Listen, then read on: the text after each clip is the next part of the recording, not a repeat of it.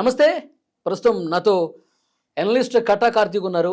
మాట్లాడదాం. కార్తీక్ గారు నమస్తే అండి. నమస్తే వలి గారు. కార్తీక్ గారు, పార్లమెంటు సమావేశాలు బుధవారం నుంచి ప్రారంభమవుతున్నాయి. ఈ సమావేశాల్లో అమరావతి రాజధానికి సంబంధించి అంటే రాజధానికి ఒక చట్టబద్ధత కల్పించేటువంటి బిల్లు ఈ సమావేశాల్లోనే చేయబోతున్నట్టుగా తెలుస్తోంది. అంటే దీనికి చట్టబద్ధత వస్తే ఆంధ్రప్రదేశ్ రాజధానికి అమరావతి అని రాజముద్ర పడితే ఏంటి వైసీపీ పరిస్థితి? దేశంలో మొట్టమొదటిసారి ఒక రాష్ట్ర రాజధానికి పార్లమెంటు చట్టబద్ధత కల్పించడం అనేది ఇప్పటివరకు దేశంలో ఉన్నటువంటి 28-29 రాష్ట్రాలకి ఎక్కడా కూడా రాష్ట్ర రాజధాని రాష్ట్ర ప్రభుత్వాలు డిసైడ్ చేసుకుంటే తప్ప దానికి పార్లమెంటు చట్టబద్ధత కల్పించడం అనేది ఉండదు సహజంగా. కానీ అమరావతికి చట్టబద్ధత కల్పించబోతున్నారు. అది ఎలా చేయబోతున్నారు అంటే ఆంధ్రప్రదేశ్ పునర్విభజన చట్టం 2014 ఏదైతే ఉందో దానికి సవరణ బిల్లును ప్రవేశపెట్టబోతున్నారు. ఆ సవరణ బిల్లులో భాగంగా ఆంధ్రప్రదేశ్ రాజధాని అమరావతి అని చేర్చబోతున్నారు. నిజానికి గత పార్లమెంటు సమావేశాల్లోనే ఈ బిల్లు ప్రవేశపెట్టాలి. కానీ కొన్ని టెక్నికల్ ఇబ్బందుల వల్ల క్యాబినెట్కి వచ్చిన కొన్ని సందేహాల వల్ల బిల్లు పోయిన పార్లమెంటు సమావేశాల్లో ప్రవేశపెట్టలేదు. గత పార్లమెంటు సమావేశాల్లో వచ్చినటువంటి సందేహం ఏమిటి అంటే మామూలుగా ఆంధ్రప్రదేశ్ పునర్విభజన చట్టంలో ఏముంది, 10 సంవత్సరాల పాటు హైదరాబాద్ కామన్ క్యాపిటల్గా ఉంటుంది అని ఉంది. 10 సంవత్సరాల తర్వాత ఆంధ్రప్రదేశ్ రాజధాని ఏంటి అనేది ఆంధ్రప్రదేశ్ రాష్ట్రం డిసైడ్ చేసుకుంటుంది అని పెట్టారు. అయితే 10 సంవత్సరాల పాటు కామన్ క్యాపిటల్గా హైదరాబాద్ ఉంటుంది అనుకున్నప్పుడు 2014 నుంచి అమరావతి రాజధాని అంటే అది కుదురుతుందా కుదరదా? రేపు ఎవరైనా సుప్రీంకోర్టులో కేసు వేసినప్పుడు ఈ బిల్లు మళ్ళీ కొట్టివేయడం జరుగుతుందా? ఇప్పుడు మామూలు సవరణ బిల్లు పెడతారు, లోక్సభలో రాజ్యసభలో బీజేపీకి ఎన్డీఏకి బలం ఉంది కాబట్టి ఆమోదం పొందింది, రాష్ట్రపతి గారు గెజిట్ నోటిఫికేషన్ ఇస్తారు. కానీ ఎవరో ఒకరు అయితే సుప్రీంకోర్టుకి వెళ్తారుగా. వైసీపీ ఖచ్చితంగా సుప్రీంకోర్టుకి వెళ్ళింది ఈ బిల్లుకి వ్యతిరేకంగా. వెళ్ళినప్పుడు సుప్రీంకోర్టు ముందు కూడా ఈ బిల్లు నిలబడగలగాలి. బిల్లు నిలబడగలంటే ఎలాంటి టెక్నికల్ ఇబ్బందులు లేకుండా ఉండాలి. ఇప్పుడు టెక్నికల్గా 2014 నుంచి అమరావతి రాజధాని అని చెప్పాలా, లేదు అంటే 2024 నుంచి అమరావతి రాజధాని అని చెప్పాలా? అంటే 2024 జూన్ 1 నుంచి అంటే జూన్ 2 నుంచి అమరావతి రాజధాని అని ఇప్పుడు పెట్టబోతున్నట్టుగా తెలియవస్తున్న సమాచారం. ఎందుకంటే 10 సంవత్సరాల పాటు కామన్ క్యాపిటల్గా హైదరాబాద్ అన్నారుగా. అంటే 2014 నుంచి 2024 జూన్ 1 వరకు కామన్ క్యాపిటల్గా హైదరాబాద్ ఉంటుంది. దాని తర్వాత నుంచి అమరావతి రాజధానిగా ఆంధ్రప్రదేశ్కి ఉంటుంది. ఓకే. అంటే ఈ టెక్నికల్ ఇబ్బంది కోసం అని చెప్పేసి పోయిన పార్లమెంట్ సమావేశాలు ప్రవేశపెట్టకుండా ఉంచారు. అంటే ఎప్పటి నుంచి రాజధాని అని కూడా చెప్పాలిగా, రాజధాని అని చెప్పడమే కాదుగా. కాదు ఇప్పుడు కూడా ఇంకో సమస్య ఉంది. రాజధాని అంటే సరిహద్దు ఎంతవరకు? రాజధానికి ఒక సరిహద్దు ఉండాలి, ఎక్కడి నుంచి ఎక్కడి వరకు అనేది ఉండాలిగా. మొదటి 29 గ్రామాల్లో భూసేకరణ చేశారు, అక్కడ రాజధాని అని చెప్పారు, అక్కడ రాజధాని నిర్మాణంకు సంబంధించినటువంటి పనులన్నీ స్టార్ట్ చేశారు. ఇప్పుడు రెండో విడత భూసేకరణ కింద మరికొన్ని గ్రామాలను కూడా కలుపుతున్నారు రాజధాని విస్తరణ భాగంగా. కాబట్టి ఎక్కడి వరకు సరిహద్దు నిర్ణయిస్తారు అనేటువంటిది ఉంది. ఇది రకరకాల సమస్యలు.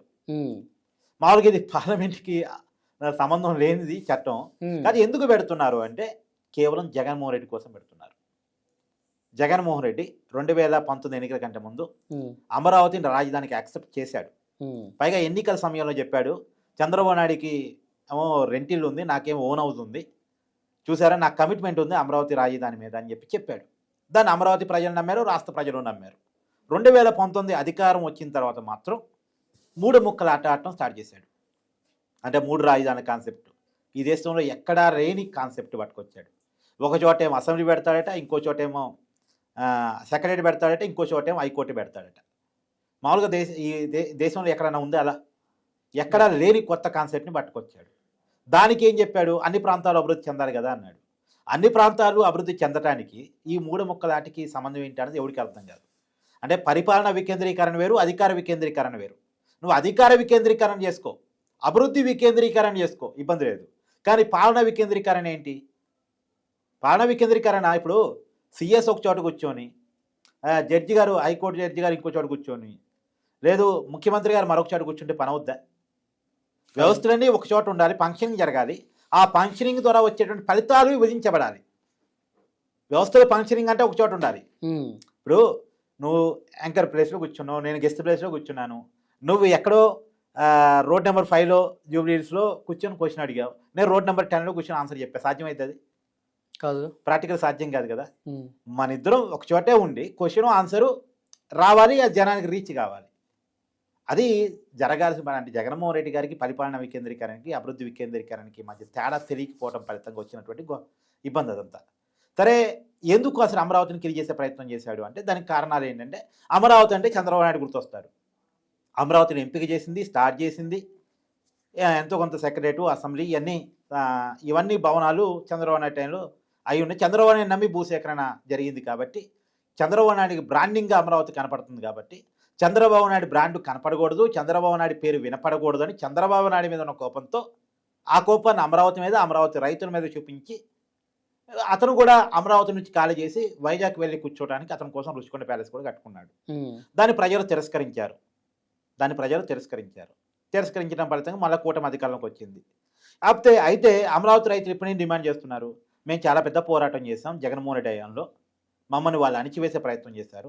రేపొద్దున అలాంటి పాలకులు మళ్ళీ జగన్మోహన్ రెడ్డి వచ్చినా, లేదా అలాంటి ఆలోచన ఉన్న పాలకులు వచ్చినా సరే మాకు చట్టబద్ధత కావాలి అని ఎన్నికల ముందే అడిగారు. ఎన్నికల ముందే వాళ్ళు చెప్పింది ఏంటంటే, చంద్రబాబు నాయుడు ఎన్డీఏ కూటమి చెప్పింది ఏంటంటే, మేము పార్లమెంట్ సాక్షిగా రాష్ట్ర విభజన జరిగింది కాబట్టి అదే పార్లమెంట్ సాక్షిగా ఆంధ్రప్రదేశ్ రాజధాని అమరావతి అని దానికి చట్టబద్ధత కల్పిస్తాం. రేపు ఎవరు రాజధాని మార్చాలన్నా సరే మళ్ళా పార్లమెంట్లో సవరణ చేసుకుంటే తప్ప సాధ్యం కాని పరిస్థితిని తీసుకొస్తాం అని హామీ ఇచ్చారు. హామీ ఇచ్చిన విధంగా ఇప్పుడు నిజానికి పార్లమెంట్లో బిల్లు తీసుకురాబోతున్నారు. నిజానికి పార్లమెంటు దీనికి సహజంగా అయితే ఒప్పుకోదు, కేంద్ర ప్రభుత్వం ఒప్పుకోదు. గతంలో కేంద్ర ప్రభుత్వం ఏం చెప్పింది? సుప్రీంకోర్టులో అఫిడవిట్ రూపంలో ఇచ్చింది. అంటే అమరావతి రైతులు కేసులు వేసినప్పుడు, ఏదైనా జగన్మోహన్ రెడ్డి 3 క్యాపిటల్స్ అన్నప్పుడు అమరావతి రైతులు కోర్టుకు వెళ్ళారు. కోర్టుకు వెళ్ళినప్పుడు అప్పట్లో కేంద్రం ఏం చెప్పిందంటే, అది మా పరిధి కాదు, రాష్ట్రం పరిధిలో అంశం, రాజధాని అనేది మాకు సంబంధం లేదు అని చెప్పింది. పార్టీ పరంగా బీజేపీ అమరావతి రాజధాని చెప్తుంది, కానీ కేంద్ర ప్రభుత్వ పరంగా అది మా పరిధి కాదు, రాష్ట్ర ప్రభుత్వ పరిధి అని చెప్పేది అప్పట్లో. కానీ ఇప్పుడు కేంద్ర ప్రభుత్వమే జోక్యం చేసుకొని అమరావతి రైతుల కోసం దానికి చట్టబద్ధత కల్పిస్తూ అమరావతికి ఒక బిల్లు తీసుకురాబోతున్నారు, సవరణ బిల్లు. ఇప్పుడు ఆ బిల్లు కనుక ఆమోదం పొందితే, గెజిట్ నోటిఫికేషన్ రాష్ట్రపతి గారి నుంచి వస్తే, ఆంధ్రప్రదేశ్ పునర్విభజన చట్టంలో క్లియర్గా ఉంటుంది. ఇక అమరావతి ఆంధ్రప్రదేశ్ రాజధాని, ఆంధ్రప్రదేశ్ అదే హైదరాబాద్ ఎలాగైతే తెలంగాణ రాజధానిగా ప్రకటించారో అలాగే అమరావతి ఆంధ్రప్రదేశ్ రాజధాని. ఎప్పటి నుంచి అన్నకాడి చిన్నపాటి కన్ఫ్యూజన్ మొన్నటి వరకు ఉండే ఆ క్లారిటీ కూడా ఇప్పుడు నాకు తెలిసి ఆ బిల్లో మెన్షన్ చేస్తారు. 2014 జూన్ 1 నుంచి, అంటే రాష్ట్ర విభజన జరిగిన రోజు నుంచే. లేదు అంటే 10 సంవత్సరాలు ఆల్రెడీ హైదరాబాద్ కామన్ క్యాపిటల్గా ఉంది కాబట్టి దాన్ని అలాగే ఉంచేసి 2024 నుంచి చూద్దాం. కార్తిక్ గారు, చట్టబద్ధత కల్పించిన తర్వాత, బిల్లు పాస్ అయిన తర్వాత వైసీపీ రియాక్షన్ ఏ విధంగా ఉంటుంది దాని మీద కూడా మళ్ళీ మాట్లాడదాం. Thank you very much.